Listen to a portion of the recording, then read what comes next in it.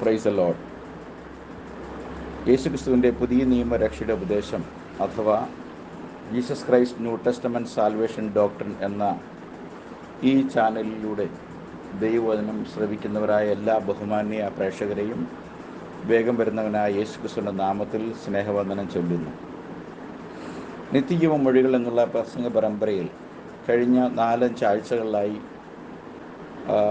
സാങ്കേതികമായ ചില കാരണങ്ങളാലും ആരോഗ്യപരമായ കാരണങ്ങളാലും ഒരു കൺവെൻഷൻ സംഘടിപ്പിച്ചതിൻ്റെ ഭാഗമായി 2 ആഴ്ചകളിലും ഒരു യാത്രയുടെ ഭാഗമായി ഒരാഴ്ചയും ആരോഗ്യപരമായ പ്രശ്നങ്ങളാൽ 2 ആഴ്ചയുമായി ഏതാണ്ട് 4-5 ആഴ്ചകൾ ഈ പ്രസംഗ പരമ്പരയിൽ പ്രസംഗിക്കുവാൻ ഉള്ളൊരവസരം എനിക്കുണ്ടായിരുന്നില്ല എന്നുള്ള കാര്യം ഞാൻ ഖേദപൂർവ്വം നിങ്ങളെല്ലാവരെയും അറിയിക്കട്ടെ. എന്നാൽ ചില ആഴ്ചകൾക്ക് ശേഷം വീണ്ടും നമുക്ക് ഒരുമിച്ച് ദൈവവചനത്തിൽ അല്പ ചിന്തയ്ക്കായി സമയങ്ങളെ വേർതിരിക്കുവാൻ സ്വർഗത്തിലെ അപ്പൻ നൽകിയ സാവകാശത്തെ ഓർത്ത് ഞാൻ എൻ്റെ കർത്താവിനെ സ്തുതിക്കുന്നു. ഒപ്പം ഇങ്ങനൊരവസരം ഈ പ്ലാറ്റ്ഫോമിൽ ഒരുക്കി തന്ന ഈ ഗ്രൂപ്പിൻ്റെ അഡ്മിന്മാർക്കും ഞങ്ങളെ ശ്രവിച്ചു പോരുന്ന ബഹുമാന്യ ശ്രോതാക്കൾക്കും ഒരിക്കൽ കൂടി കർത്താവായ യേശുവ ഹമേശയുടെ നാമത്തിലുള്ള സ്നേഹവന്ദനത്തെ അറിയിച്ചുകൊണ്ട് ഉത്തമ സൃഷ്ടി അഥവാ പെർഫെക്റ്റ് ക്രിയേഷൻ എന്നുള്ള ഒരു വിഷയത്തെ ആധാരമാക്കി ചില കാര്യങ്ങൾ ഈ രാത്രി നിങ്ങളുമായി പങ്കുവയ്ക്കുവാൻ ഞാൻ എൻ്റെ കർത്താവിൽ ആശ്രയിക്കുകയാണ്. Praise the Lord. അതിനായി വിശുദ്ധ പൗലോസ് അപ്പോസ്തലൻ എഫേസൂസുകാർക്ക് എഴുതിയ ലേഖനം അതിൻ്റെ 5-ാമത്തെ അധ്യായം 26-27 വാക്യങ്ങൾ കുറിവാക്യമായി വായിക്കുവാൻ ദൈവസ്ഥനിൽ ശരണപ്പെടുകയാണ്. അവൻ അവളെ വചനത്തോടു കൂടിയ ജലസ്നാനത്താൽ വെടിപ്പാക്കി വിശുദ്ധീകരിക്കേണ്ടതിനും കറ ചുളുക്കം മുതലായവ ഒന്നും ഇല്ലാതെ സഭയെ ശുദ്ധയും നിഷ്കളങ്കയുമായി തനിക്ക് തന്നെ തേജസ്സോടെ മുൻനിർത്തേണ്ടതിന് തന്നെത്താൻ അവൾക്ക് വേണ്ടി ഏൽപ്പിച്ചു കൊടുത്തു. Praise the Lord. ഹല്ലേലൂയ. 5-26-27 വാക്യമാണ് നാം മലയാളത്തിൽ വായിച്ചത്. ഇംഗ്ലീഷിൽ ആ വാക്യം ഒരിക്കൽ കൂടി വായിക്കുവാൻ ആഗ്രഹിക്കുന്നു. That he might sanctify and cleanse it with the washing of water by the word, that he might present it to himself a glorious church, not having spot or wrinkle or any such thing, but that it should be holy and without blemish. Praise the Lord. വളരെ അർത്ഥവത്തായ അനുഗ്രഹിക്കപ്പെട്ടതായ ഒരു വിശേഷപ്പെട്ട സൃഷ്ടിയെക്കുറിച്ച് ദൈവം hallelujah തൻ്റെ അനാദി നിർണയപ്രകാരം താൻ സൃഷ്ടിക്കുവാൻ ഒരുങ്ങിയിരിക്കുന്ന ഒരു വിശുദ്ധ മണവാട്ടിയെ സൃഷ്ടിക്കുന്നതുമായി ബന്ധപ്പെട്ടിട്ടുള്ള ചില കാര്യങ്ങളാണ് നാം ഇവിടെ വായിച്ചത്. അതിൽ വചനത്തോടു കൂടിയ ജലസ്നാനത്താൽ എന്ന് എഴുതിയിരിക്കുന്നു. നമുക്കറിയാം, മനുഷ്യൻ ആദ്യമായി ഏദൻ തോട്ടത്തിൽ സൃഷ്ടിക്കപ്പെട്ടപ്പോൾ ദൈവവചനം പറയുന്നത് ദൈവം തൻ്റെ ഛായയിലും സ്വരൂപത്തിലും മനുഷ്യനെ സൃഷ്ടിച്ചു. അപ്പോൾ പരിശുദ്ധനായ, പരിപൂർണനായ, സർവശക്തനായ, സർവജ്ഞാനിയായ, സർവവല്ലഭനായ ദൈവം തൻ്റെ മകനെ ഈ ഏദൻ തോട്ടത്തിൽ സൃഷ്ടിക്കുമ്പോൾ ദൈവവചനം പറയുന്നു ദൈവത്തിൻ്റെ സ്വന്തം സ്വരൂപത്തിലും ഛായയിലും അവനെ സൃഷ്ടിച്ചു.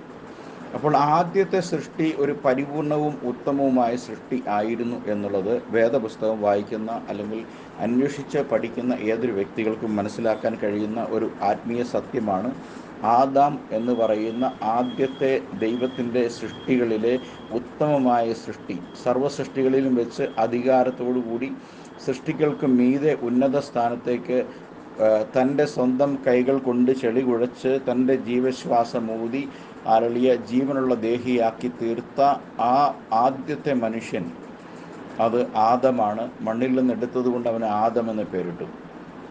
അപ്പോൾ ആ സൃഷ്ടിയെ സംബന്ധിച്ച് ബൈബിൾ പറയുന്നത് അവൻ വീഴുന്നത് വരെയും അവൻ പിശാചിൻ്റെ ചെവി കൊടുത്ത് അവൻ പാപം ചെയ്ത് ദൈവത്തിൻ്റെ നീതിയിൽ നിന്നും കൃപയിൽ നിന്നും അനുസരണക്കേട് നിമിത്തം വീണു പോകുന്നത് വരെയും അവനൊരു പരിപൂർണമായ അല്ലെങ്കിൽ ഉത്തമമായ സൃഷ്ടി ആയിരുന്നു. കാരണം താൻ സൃഷ്ടിച്ചതെല്ലാം നല്ലതെന്ന് ദൈവം കണ്ടു എന്നാണ് പറയുന്നത്. അപ്പോൾ സൃഷ്ടിച്ചതെല്ലാം നല്ലതായിരുന്നു എങ്കിൽ മൂലസൃഷ്ടിയിലുള്ള ആദ്യത്തെ തൻ്റെ തന്നെ ഛായയിലും സൃഷ്ടിക്കപ്പെട്ട ആ ആദാം ഒരു പരിപൂർണമായ സൃഷ്ടിയായിരുന്നു, നല്ലതെന്ന് ദൈവം കണ്ടു എന്നാണ് വായിക്കുന്നത് ഉൽപ്പത്തിയുടെ പുസ്തകത്തിൽ. എന്നാൽ ചില നാളുകൾക്ക് ശേഷം തനിക്ക് തുണയായി കൊടുക്കപ്പെട്ട സ്ത്രീയെ പിശാച് സ്വാധീനിക്കുകയും വഞ്ചിക്കുകയും ചെയ്യുന്ന നിമിത്തം അവൾ മുഖാന്തരം താനും ദൈവകൽപ്പനയ്ക്ക് വിരോധമായി ദൈവം അരുതെന്ന് കൽപ്പിച്ച പാപം ചെയ്ത് ദൈവ തേജസ് ഇല്ലാത്തവനായി ദൈവകൃപയിൽ നിന്ന് വീണ് ആ ആദ്യത്തെ കുടുംബം ദൈവത്തിൻ്റെ സംവിധാനത്തിനും പറുദീസയ്ക്കും പുറത്താക്കപ്പെട്ടതായി നാം കാണുന്നു. അപ്പോൾ പരിപൂർണമായി സൃഷ്ടിക്കപ്പെട്ട ആദ്യത്തെ സൃഷ്ടി, ആ ഉത്തമമായ ആ സൃഷ്ടി, അത് വീണു പോകുവാൻ ഇടയായത് നിമിത്തം ദൈവം ഉൽപ്പത്തി 3:15 തന്നെ ഒരു പരിപൂർണമായ ഒരു പുതിയ സൃഷ്ടിയെ വാഗ്ദത്തം ചെയ്യുകയാണ്. സ്ത്രീയുടെ സന്തതി എന്ന വാഗ്ദത്ത സന്തതി വഴിയുള്ള ഒരു വീണ്ടെടുപ്പ് അവിടെ ദൈവം ആഹ്വാനം ചെയ്തുകൊണ്ട് ഉൽപ്പത്തി പുസ്തകം 3:15 വാക്യം സ്ത്രീയുടെ സന്തതിയുടെ വരവിനെക്കുറിച്ചുള്ള പോഷണമാണ്. എന്നാൽ ആദ്യത്തെ മനുഷ്യൻ്റെ വീഴ്ചയിലൂടെ ആ മനുഷ്യനിൽ നിന്നും അവൻ്റെ ഭാര്യയിൽ നിന്നും പിന്നീട് പുറപ്പെട്ടു വന്ന ജനതയെല്ലാം പാപത്തിൻ്റെ കീഴെ ആയിരുന്നതുകൊണ്ട് ഒരു സൃഷ്ടി എന്നുള്ള നിലയിൽ അവരാരും പിന്നീട് പരിപൂർണമായ സൃഷ്ടിയായിരുന്നില്ല. പാപം, ശാപം, രോഗം, മരണം എന്നിങ്ങനെയുള്ള എല്ലാ അധമമായ കാര്യങ്ങൾക്കും വീണുപോകുന്ന വീഴ്ചപ്പെട്ട സാഹചര്യങ്ങളിൽ ജനിച്ച് ജീവിച്ച് വളർത്തപ്പെട്ടവരായി ഈ ലോകമാസകലം മനുഷ്യവർഗം നിറഞ്ഞു. അപ്പം മനുഷ്യൻ്റെ സ്വാഭാവിക ജനനത്തിൻ്റെ പ്രക്രിയയിലൂടെ കടന്നു വന്ന ഓരോ മനുഷ്യനും പാപത്തിൻ്റെ ശിക്ഷയായ മരണത്തിൻ്റെയും കീഴിൽ വന്നു എന്നാണ് എബ്രായ ലേഖനം 2-14 വാക്യം പറയുന്നത്.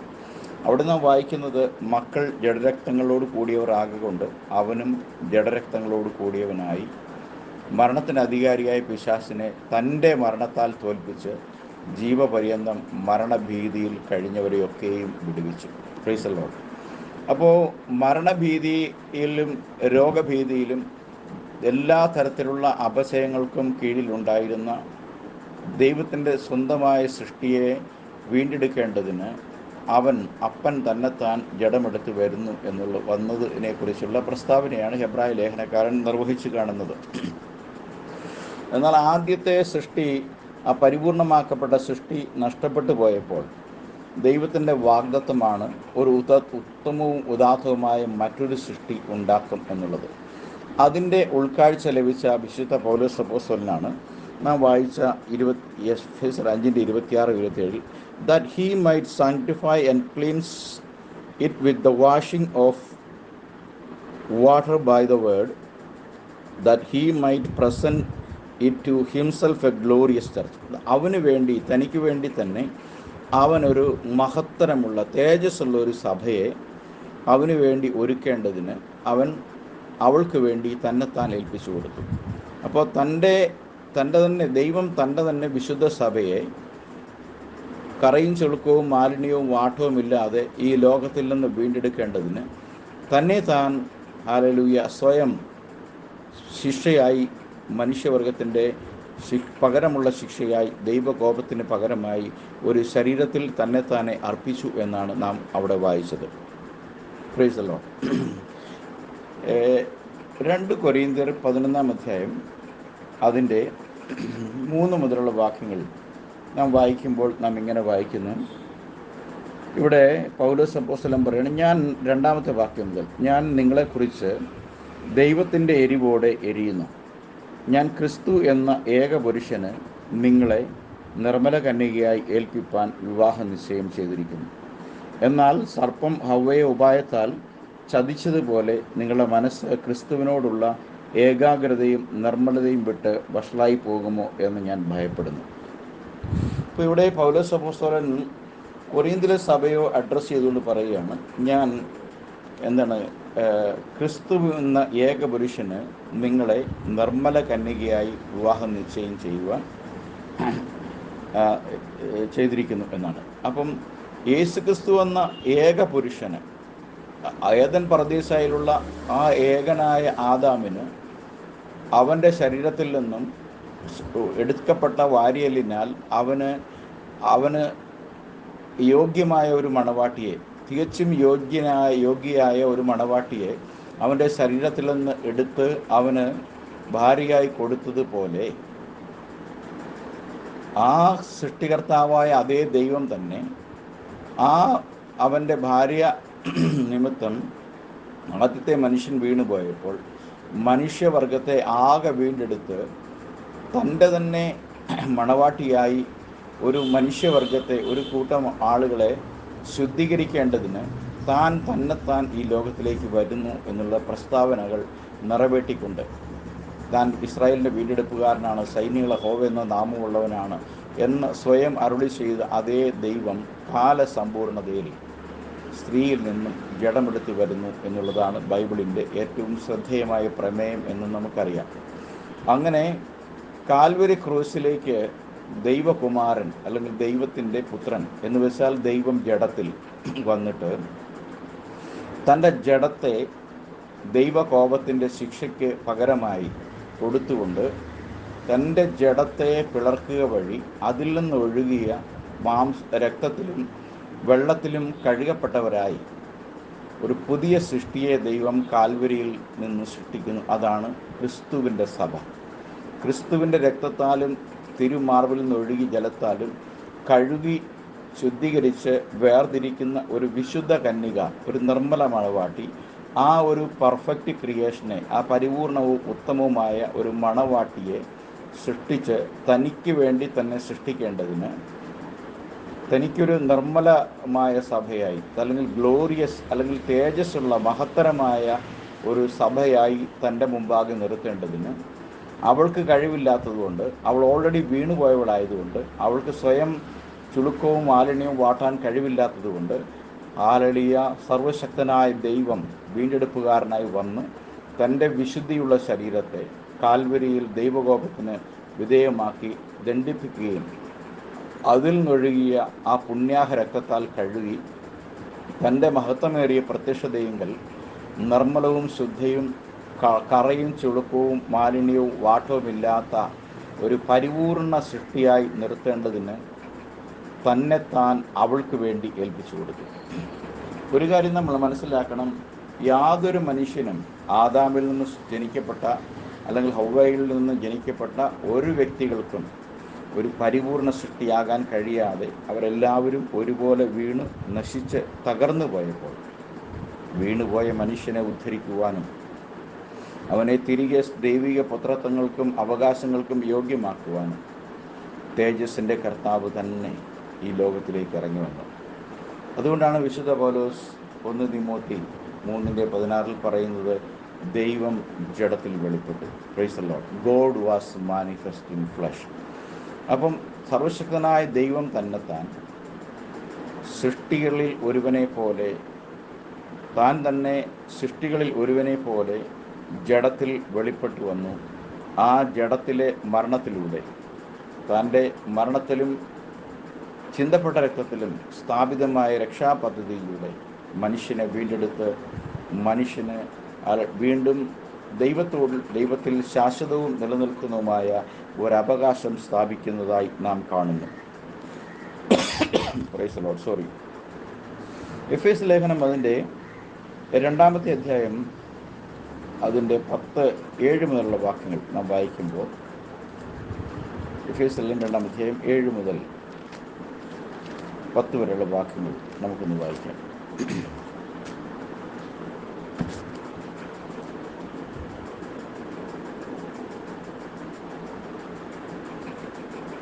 ക്രിസ്തുയേശുവിൽ അവനോട് ഉയർത്തെഴുന്നേൽപ്പിച്ച് സ്വർഗത്തിലിരുത്തുകയും ചെയ്തു. കൃപയാലല്ലോ നിങ്ങൾ വിശ്വാസം മൂലം രക്ഷിക്കപ്പെട്ടിരിക്കുന്നത്. അതിന് നിങ്ങൾ കാരണമല്ല, ദൈവത്തിൻ്റെ ദാനം എത്രേ ആകുന്നു. ആരും പ്രശംസിക്കാതിരിപ്പാൻ പ്രവൃത്തികളും കാരണമല്ല. നാം അവൻ്റെ കൈപ്പണിയായി സൽപ്രവൃത്തികൾക്കായിട്ട് ക്രിസ്തുയേശുവിൽ സൃഷ്ടിക്കപ്പെട്ടവർ ആകുന്നു. നാം ചെയ്തു പോരേണ്ടതിന് ദൈവം അവ മുന്നൊരുക്കിയിരിക്കുന്നു. Praise the Lord. അപ്പോൾ കൃപയാലുള്ള വിശ്വാസം മൂലം യേശുക്രിസ്തുവിൻ്റെ കാൽവരി ബലിയിലെ രക്തത്താൽ സ്ഥാപിക്കപ്പെട്ട ബലിയിലുള്ള വിശ്വാസപ്രകാരം നാം ഓരോരുത്തരും വിശ്വാസത്താൽ നീതീകരണം പ്രാപിച്ച് കൃപയാലുള്ള ദൈവത്തിൻ്റെ ദയയാലുള്ള നീതീകരണം പ്രാപിച്ച് നാം ദൈവത്തിൻ്റെ പുത്രന്മാരും പുത്രിമാരുമായി തീർന്നിരിക്കുന്നു എന്നാണ് ദൈവവചനം പറയുന്നത്. അങ്ങനെ ആയിത്തീർന്ന നാം എന്താണ് ചെയ്യേണ്ടത്, അല്ലെങ്കിൽ എങ്ങനെയാണ് പ്രവർത്തിക്കേണ്ടത് എന്നുള്ളതാണ് നമ്മൾ വായിച്ച ഒടുവിലത്തെ 10-ാമത്തെ വാക്യം. അതിന് നിങ്ങൾ കാരണമല്ല.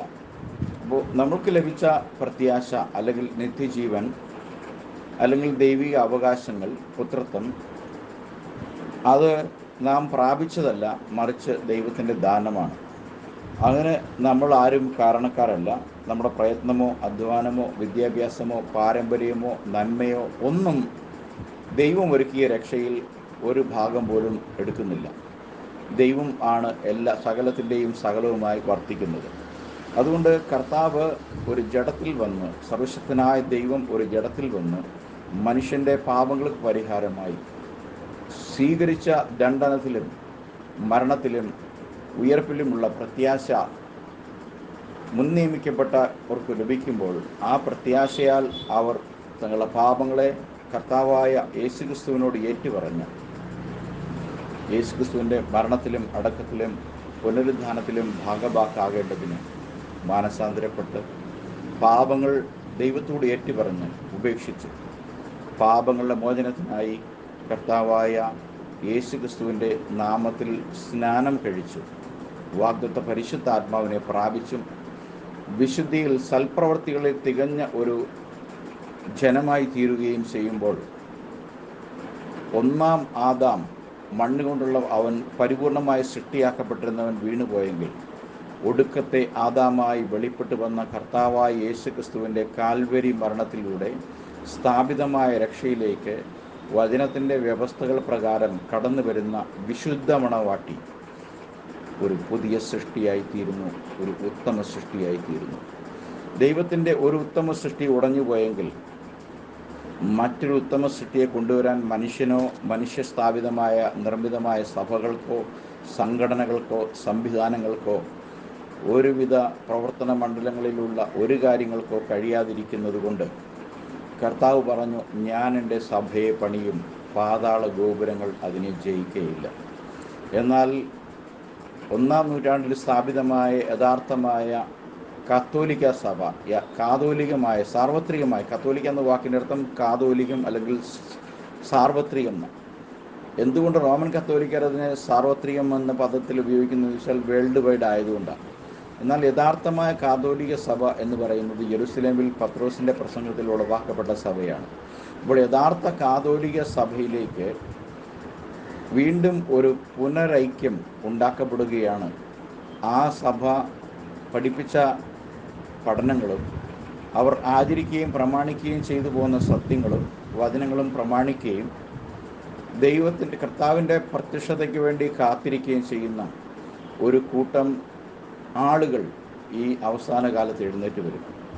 അവർ എഴുന്നേറ്റ് വരുമ്പോൾ എല്ലാ അർത്ഥത്തിലും, വിശ്വാസത്തിലും പ്രത്യാശയിലും പ്രവൃത്തിയിലും ഹല്ലേലൂയ, അവർ 1-ാം നൂറ്റാണ്ടിലെ സഭ അനുവർത്തിച്ചു വന്നിരുന്ന കാര്യങ്ങളോട് വിശ്വസ്തരും നീതി പുലർത്തുന്നവരുമായിരിക്കും. അങ്ങനെ വരുമ്പോൾ 1-ാം നൂറ്റാണ്ടിൽ കർത്താവായ യേശുക്രിസ്തുവിൻ്റെ രക്തത്താൽ സ്ഥാപിതമായ ആ പെർഫെക്റ്റായ പരിപൂർണമാക്കപ്പെട്ട സഭ അതിൻ്റെ എല്ലാ ജീർണതയും കുടഞ്ഞു കളഞ്ഞ് ആ മൺമറഞ്ഞു പോയ വിശുദ്ധന്മാർ പ്രാപിച്ചു വന്നിരുന്ന വിശ്വാസവും അവർ ഉപദേശിക്കുന്ന ഉപദേശവും പിടിച്ചിരിക്കുന്നവരുടെ തുടർച്ചയായ അംശം എഴുന്നേറ്റ് വരികയും അങ്ങനെ ആ സഭ മരിച്ചുപോയ വിശ്വാസികളുടെ പുനരുദ്ധാനത്തോടൊപ്പം ജീവനുള്ള ഈ തലമുറയിലെ യഥാർത്ഥ അവകാശികളും അംശികളുമായ അതേ സഭയുടെ ഈ കാലത്തെ ശേഷിപ്പ് എഴുന്നേറ്റ് 1-ാം നൂറ്റാണ്ടിലെ ഉപദേശപ്രകാരമുള്ള എല്ലാ കാര്യങ്ങളെയും, എന്തെല്ലാം പ്രതികൂലങ്ങളും പ്രതിസന്ധികളും സഭകളെന്ന സ്വയം അവകാശപ്പെടുന്നവർ ഉയർത്തിയാലും അതിന് നേരെ തിരുവെഴുത്തുകൾ സ്ഥാപിച്ചും തെളിയിച്ചുകൊണ്ട് ആ സത്യത്തെ മുന്നോട്ട് വയ്ക്കുന്ന ഒരു സഭയുടെ ശേഷിപ്പ് ഈ കാലത്തുണ്ടാകും. അങ്ങനെ ആ ശേഷിപ്പ് പൂർത്തിയാകുമ്പോൾ കർത്താവിൻ്റെ വരവ് സമാഗതമാവുകയും ഇന്ന് കാണുന്ന കർത്താവിൻ്റെ കൃപ ജാതികളുടെ ഇടയിൽ നിന്നും മാറ്റപ്പെടുകയും പിന്നീട് രക്ഷ കേവലം യഹൂദന് മാത്രമായി പരിണമിക്കുകയും ചെയ്യും എന്നുള്ള കാര്യം തിരുവെഴുത്തുകൾ വ്യക്തമായിട്ട് പറയുന്നു. അന്നാളിൽ ഞാൻ യെരുശലേം നിവാസികൾക്ക് കൃപയുടെയും യാചനയുടെയും ആത്മാവിനെ പകരും. അപ്പോൾ അവർ ഗോത്രം ഗോത്രമായി കടന്നു വരും എന്ന് എഴുതിയിരിക്കുന്നു. അപ്പോൾ നിശ്ചയമായും ഇന്ന് സൗജന്യമായി നൽകപ്പെട്ടിരിക്കുന്ന ഈ രക്ഷ, ഇന്ന് സാർവത്രികമായി നൽകപ്പെട്ടിരിക്കുന്ന ഈ രക്ഷ ഏത് നിമിഷവും തീർന്നു പോകാൻ കഴിയുന്ന ഒരു സമയത്തേക്ക് നാം എത്തിച്ചേർന്നിരിക്കുക. ഈ കാലത്തിൻ്റെ അടയാളങ്ങളും പ്രപഞ്ച സൃഷ്ടികളിൽ നാം ഇന്ന് കാണുന്ന വൈവിധ്യങ്ങളും മുൻപൊരു കാലത്ത് നമ്മൾ കണ്ടിട്ടില്ലാത്ത കാലാവസ്ഥാ വ്യതിയാനങ്ങളും മനുഷ്യരിടയിലുള്ള അധാർമികതയും അശുദ്ധിയും മ്ലേച്ഛതയും ധനമോഹവും ഏത് തരത്തിലും ദൈവമേ തനിക്ക് വലിയവനാകണം, തനിക്ക് സമ്പത്തുണ്ടാകണം എന്ന് കരുതി യാതൊരുവിധ നേരും നെറിയുമില്ലാതെയുള്ള പ്രവർത്തനങ്ങളിലേക്ക് മനുഷ്യർ ആണ്ടുപോയിരിക്കുന്നു. ദുഷ്ടൻ അവൻ്റെ സർവ ശക്തിയോടും കൂടെ മനുഷ്യ സമൂഹത്തിൽ പിടിമുറുക്കിയിട്ടുണ്ട്. എല്ലാ മേഖലയിലും മനുഷ്യനെ പറഞ്ഞറിയിക്കാൻ കഴിയാത്ത വണ്ണമായുള്ള പ്രതികൂലങ്ങളിലൂടെ, പ്രതിസന്ധികളിലൂടെ, ദുഷ്ടപ്രവർത്തികളിലൂടെ മനുഷ്യന് ജീവിക്കാൻ കഴിയാത്ത സാഹചര്യം ഒരുക്കപ്പെട്ടുകൊണ്ട് ഒരു ദുഷ്ടൻ്റെ ലോകത്തിൻ്റെ ഏറ്റവും മൂർത്തിഭാവത്തിലേക്ക് ഈ ലോകം കടന്നുപോയിരിക്കുന്നു. ദൈവത്തിൻ്റെ വചനം യോഹന്നാൻ്റെ ലേഖനത്തിൽ പറയുന്നത് പോലെ, ദൈവത്തിൻ്റെ വചനത്തിൽ നാം ഇപ്രകാരം വായിക്കുന്ന സർവ്വഭൂമിയും ദുഷ്ടൻ്റെ അധീനതയിൽ കിടക്കുന്നു. തീർച്ചയായും സർവ്വഭൂമിയൊക്കെയും ദുഷ്ടൻ്റെ അധീനതയിലാണ് എന്ന് നമുക്കറിയാം. എന്നാൽ നമ്മുടെ പ്രത്യാശ കർത്താവായ യേശു ക്രിസ്തു തൻ്റെ രക്തത്താൽ താൻ വീണ്ടെടുത്ത ആ കറയും ചുളുക്കവും മാലിന്യമില്ലാത്ത വാട്ടമില്ലാത്ത ആ വിശുദ്ധ സഭയെ പുറപ്പെടുവിക്കേണ്ടതിനും അവൻ ഈ നാളുകളിൽ തൻ്റെ വചനമയച്ച് അനേകരെ പുറത്തു കൊണ്ടുവരികയും അവർ തങ്ങളുടെ പ്രവൃത്തികളിലോ തങ്ങൾ ജീവിക്കുകയും വളരുകയും പഠിക്കുകയും ചെയ്യുന്ന സഭാ സമ്പ്രദായങ്ങളോ ഉപദേശങ്ങളെയോ കൈക്കൊള്ളാതെ ജീവനുള്ള ദൈവത്തിൻ്റെ വചനത്തിൽ മാത്രം ആശ്രയിക്കുകയും തങ്ങളെ തന്നെ ആ വചനത്താൽ ശുദ്ധീകരിക്കുകയും മുൻപ് പ്രവാചകന്മാരും അപ്പോസ്തലന്മാരും അറിയിച്ചിരുന്നതായ പ്രത്യാശയെ ദൈവവചനത്തിൽ പരിശോധിച്ചും തങ്ങളുടെ ജീവിതത്തിൽ പകർത്തിയും ഒരുക്കമുള്ളൊരു മണവാട്ടിയായി ഒരുങ്ങി പൂർത്തിയാവുകയും ചെയ്യുമ്പോൾ നാം വായിച്ച കുറിവാക്യത്തിലെ പോലെ കർത്താവായ യേശു ക്രിസ്തു തൻ്റെ കാന്തയായ മണവാട്ടിയെ ചേർക്കുവാൻ വാനമേഘെ പ്രത്യക്ഷമാകും. അന്നാളിൽ ഏദൻ പർദീസയിൽ സ്ഥാപിക്കപ്പെട്ട ആ ആദ്യത്തെ ഉത്തമ സൃഷ്ടി ഉടഞ്ഞുപോയതിൻ്റെ പകരമായി മഹത്തരവും ശ്രേഷ്ഠവുമായ ഒരു ഉത്തമ സൃഷ്ടിയെ ബത്ലഹേമിലെ ദൈവമേ എഫ്രാത്ത ബത്ലഹേമിൽ ദൈവം പുറപ്പെടുവിച്ച ആ ഉത്തമ സൃഷ്ടിയായ യേശുക്രിസ്തു എന്ന ആ നിർമ്മല ശരീരത്തെ കാൽവരിയിൽ മനുഷ്യവർഗത്തോടുള്ള ദൈവത്തിൻ്റെ കോപത്തെ ഇനി പകരമായി കാൽവരിയിൽ യെശയ്യാവ് 53 പറയും പോലെ നമ്മുടെ അകൃത്യങ്ങളൊക്കെയും അവൻ വഹിച്ചു. നമ്മുടെ പാപങ്ങൾക്ക് ശിക്ഷാവിധി അവൻ്റെ മേലായി. നമുക്ക് വേണ്ടി അവൻ തകർക്കപ്പെട്ടു, മുറിവേറ്റും ക്ഷീണിച്ചുമിരിക്കുന്നു. അങ്ങനെ ആ ഉത്തമ സൃഷ്ടിയെ ദൈവം കാൽവരിയിൽ ഉടച്ചു. എന്തിനു വേണ്ടി ഉടച്ചു? ഏദനിൽ നഷ്ടപ്പെട്ടു പോയ ആ സൃഷ്ടിയെ പുനഃസ്ഥാപിക്കേണ്ടതിന്, ആ ഉത്തമ സൃഷ്ടിയെ തിരികെ കൊണ്ടുവരേണ്ടതിന്, ഒരു ഉത്തമയും കറയും ചുളുക്കവും മാലിന്യവും വാട്ടവുമില്ലാത്ത ഒരു നിർമ്മല കന്യകയെ തനിക്ക് വേണ്ടി മുൻനിർത്തേണ്ടതിന്, ആദ്യത്തെ വീണുപോയ സൃഷ്ടിയെ പുതുക്കി പണിയേണ്ടതിന് ദൈവം തന്നെത്താൻ ഒരു ഉത്തമ സൃഷ്ടിയായി ഈ ലോകത്തിൽ വന്നു. അവൻ്റെ മേൽ വിരൽ ചൂണ്ടുവാൻ ആർക്കും കഴിഞ്ഞില്ല. പീലാത്തോസ് പറഞ്ഞു, ഇവനിൽ ഞാൻ ഒരു കുറ്റവും കാണുന്നില്ല. Praise the Lord. അവൻ്റെ മേൽ ഒരു കുറ്റാരോപണവും നിർത്തുവാൻ ആർക്കും കഴിഞ്ഞില്ല. എന്നാൽ തിരുവെഴുത്തുകൾ നിറവേറേണ്ടതിന് അവൻ ക്രൂശ് മരണത്തിലൂടെ കടന്നു പോകേണ്ടത് ആവശ്യമായിരുന്നു. അങ്ങനെ അവൻ്റെ ക്രൂശിലെ മരണനിമിത്തം ദൈവം പുതുതായി സൃഷ്ടിച്ച ആ നിർമ്മല മണവാട്ടി 1-2 എഫേസ്യർ 2:10 പറയും പോലെ നാം അവൻ്റെ കൈപ്പണിയായി സൽപ്രവൃത്തികൾക്കായിട്ട് ക്രിസ്തുയേശുവിൽ സൃഷ്ടിക്കപ്പെട്ടവരാകുന്നു. അപ്പം നമ്മുടെ ഈ പുതിയ സൃഷ്ടി, ബൈബിൾ പറയുന്ന ഒരു ക്രിസ്തുവിലായാൽ അവൻ പുതിയ സൃഷ്ടിയാകുന്നു എന്ന് കൊളോസ്യ ലേഖനത്തിൽ പറയുന്നു. അപ്പോൾ പുതിയതായി സൃഷ്ടിക്കപ്പെട്ട നമ്മുടെ അകത്തെ മനുഷ്യൻ്റെ സൃഷ്ടിപ്പ് എന്തിനു വേണ്ടി എന്ന് ദൈവത്തിൻ്റെ വചനം പറയുന്നു. നാം യേശുക്രിസ്തുവിൽ സൽപ്രവൃത്തികൾക്കായിട്ട് സൃഷ്ടിക്കപ്പെട്ടവരാകുന്നു. നാം വീണ്ടും ജനിച്ചവരെങ്കിൽ ഇനി നമ്മുടെ പ്രവൃത്തികൾ നല്ലതായിരിക്കണം. നല്ല പ്രവൃത്തികളെ പുറപ്പെടുവിക്കാൻ വേണ്ടിയാണ് ദൈവം നമ്മളെ പുതുതായി സൃഷ്ടിച്ചതെന്ന് വേദപുസ്തകം പറയുന്നു. യേശുക്രിസ്തു പറഞ്ഞു, യോഹന്നാൻ 15-ാമത്തെ അധ്യായത്തിൽ പറയുന്നു, ഞാൻ മുന്തിരിവള്ളിയും നിങ്ങൾ കൊമ്പുകളുമാകുന്നു എന്നാണ്. ആരെന്നിലും ഞാൻ അവനിലും ഇരിക്കുമ്പോൾ അവൻ ഏറെ ഫലം കായ്ക്കുന്നു എന്ന് ദൈവത്തിൻ്റെ വചനം പറയുന്നു. അപ്പോൾ ക്രിസ്തു ആകുന്ന മുന്തിരിവള്ളി അതിൻ്റെ ശാഖകളായി നാം മാറ്റപ്പെടുമ്പോൾ ക്രിസ്തു ചെയ്തു പോന്നിരുന്ന ആ ദയയും കരുണയും മനസ്സലിവും നാമും ചെയ്യുമ്പോൾ ഇവിടെ പറയും പോലെ നാം ക്രിസ്തുയേശുവിൽ ചെയ്തു പോരേണ്ടതിന് സൽപ്രവർത്തികൾക്കായിട്ട് നാം സൃഷ്ടിക്കപ്പെട്ടവരാകുന്നു. നാം ഇന്നൊരു പുതിയ സൃഷ്ടിയായിരിക്കുന്നുവെന്ന് വേദപുസ്തകം പറയുന്നു. ഈ വേദപുസ്തകം പറയുന്ന ആ സൃഷ്ടി ഞാൻ ആയിട്ടുണ്ടോ? എത്ര ശതമാനമായിട്ടുണ്ട്?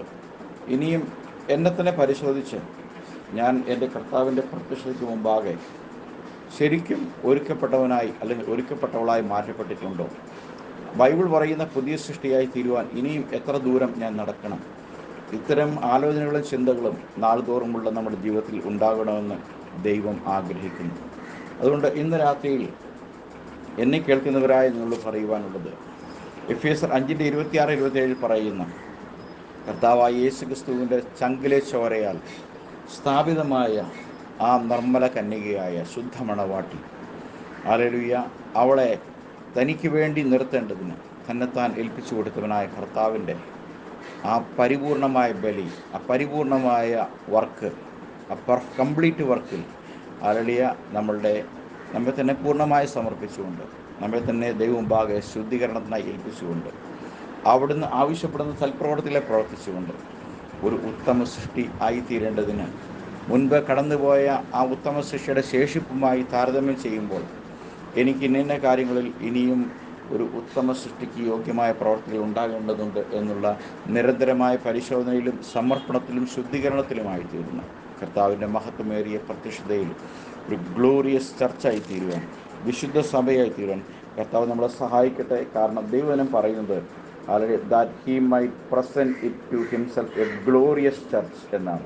അപ്പോൾ ആ മഹത്തരമായ തേജോമയമായ സഭ നാം ആയിത്തീരേണ്ടതിന് നമുക്ക് ഈ നാളുകളിൽ വിശ്വാസത്തോടും പ്രത്യാശയോടും പ്രാർത്ഥനയോടെ നമ്മെ തന്നെ പരിശോധിച്ച് ദൈവമുമ്പാകെ നമ്മെ തന്നെ താഴ്ത്താം. നമ്മുടെ കർത്താവായ യേശു മിശിഹ നമ്മെ എല്ലാവരെയും ധാരാളമായിട്ട് അനുഗ്രഹിക്കട്ടെ എന്ന് ആത്മാർത്ഥമായിട്ട് പ്രാർത്ഥിക്കുന്നു. ഈ രാത്രിയിൽ ഇങ്ങനൊരു അവസരം ഒരുക്കുന്ന കർത്താവിനും ദൈവമേ ഹല്ലേലൂയ അവൻ്റെ ദയയ്ക്കും കൃപയ്ക്കും ഒത്തവണ്ണം അവനെ സ്നേഹിക്കുകയും ആരാധിക്കുകയും സ്തുതിക്കുകയും ചെയ്യുന്നു. ഒപ്പം സമയങ്ങളെ വേർതിരിച്ചു എന്ന വിലയേറിയ കർത്തദാസന്മാർക്ക് നന്ദി അറിയിച്ചുകൊണ്ട് ഞാനെൻ്റെ വാക്കുകൾ ഉപസംഹരിക്കുന്നു. കർത്താവായ യെശുവ ഹമ്മശിയ നമ്മെ എല്ലാവരെയും ധാരാളമായിട്ട് അനുഗ്രഹിക്കട്ടെ. Praise the Lord. Hallelujah. Thank you. Praise the Lord.